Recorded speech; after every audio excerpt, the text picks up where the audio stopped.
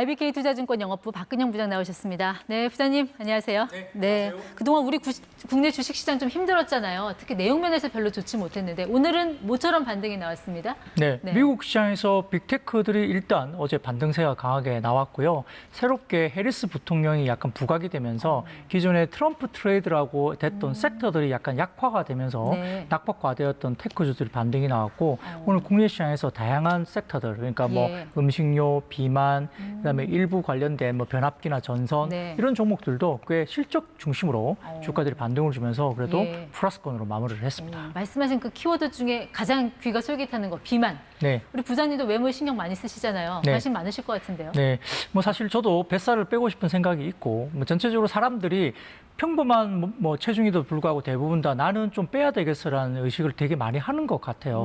저도 마찬가지입니다만 비만약 관련해서 이렇게 삭센다라는 제품이 있는데 이게 1조 3천억 정도 시장에 규모를 갖고 있는 제품인데 그게 특허가 만료가 됩니다. 그러다 보니까 이에 관련된 바이오시밀러를 하는 회사들이 많이 생기고 있고 국내에서도 당연히 들어오게 되면 아주 빅파마로서 전반적으로 비만약 시장이 굉장히 수요가 급증할 것이기 때문에 현재 관심도가 높아지고 있는 상황입니다. 바이오시밀러라는 거는 복제약품 말씀하시는 거죠? 네, 맞습니다. 국내에서 좀 예상되는 그런 수요 업종 같은 게 있습니까? 네, 뭐 종목들로 본다면 여러 종목들이 있는데요. 이제 국내 같은 경우에 삭센다 바이오시밀러 같은 경우는 한독이라는 회사들이 있고요. 그다음에 한미약품이 자체 파이프라인을 이용해서 이 관련된 비만약 치료제를 개발 중에 있다 보이고 있고 인벤티지 랩이라는 회사가 있는데 블록버스터 비만약 위고비하고 똑같은 성분인 이 세마글루타이드의 약효 지속 기간을 1개월까지 늘린 주사제를 장루병이나 비만 주사제로 이렇게 하고 있는 개발이 하고 있고요.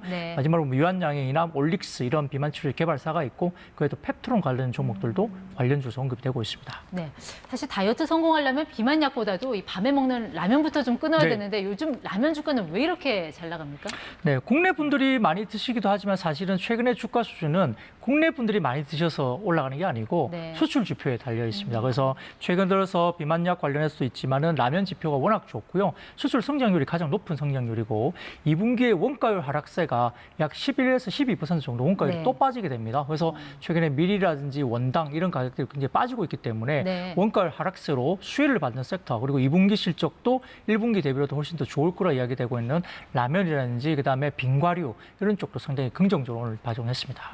우리 국내 그 테슬라 주주들 오늘 밤 좀 긴장 좀 하셔야 될 것 같아요. 실적 발표 있잖아요. 네, 맞습니다. 실질적으로 2분기는 실적이 가격 인하라든지 여러 가지 부분에서 압박을 많이 받았기 때문에 실적 자체로서는 테슬라 실적이 2분기에 그렇게 좋지는 않을 거라는 전망 보고서가 로이터 통신에서 나왔습니다.